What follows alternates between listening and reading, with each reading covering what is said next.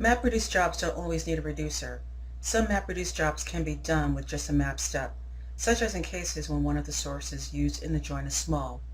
Partitions aren't needed to group data because the job design doesn't contain a reducer, and there's no movement of data across the network. For this demo, the job will be set up similarly to a non-MapReduce join.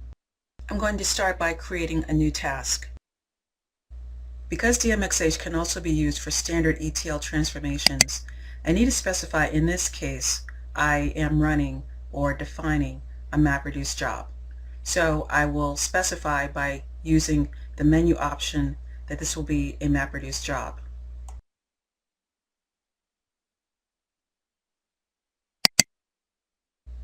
Next, I'm going to define this task as a join by choosing the Join Task option from my toolbar.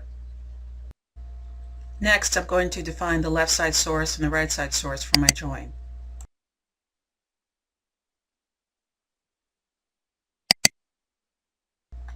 For my left side, I'm going to specify the smaller side of the join, and I'm going to refer to this as the cache file.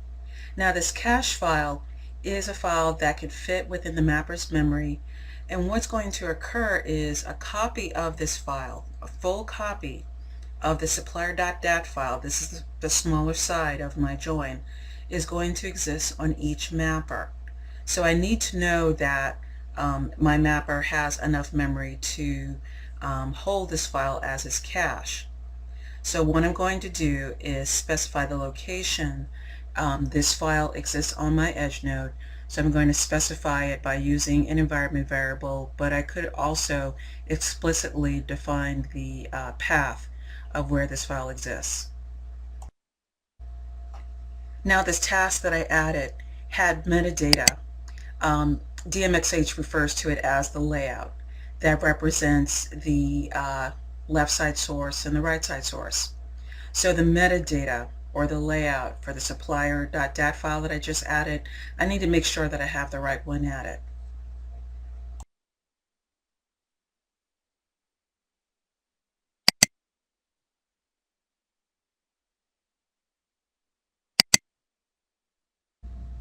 Now I'm going to add my right side source.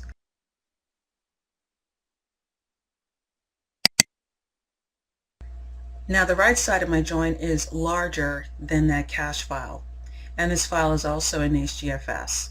So within my source file dialog, I'm going to use an environment variable that I have predefined to represent HDFS sources, or I could have also specified the explicit path of where this file exists along with the name.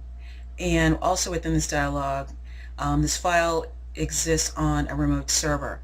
So within this task, I have a remote file connection predefined to that server of where this file exists.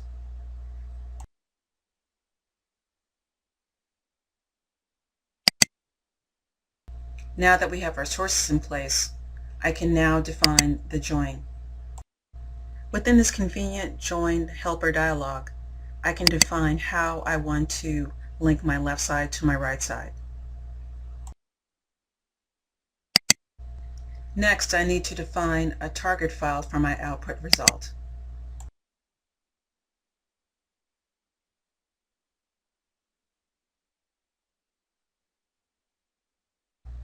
And that's it. There's nothing to it.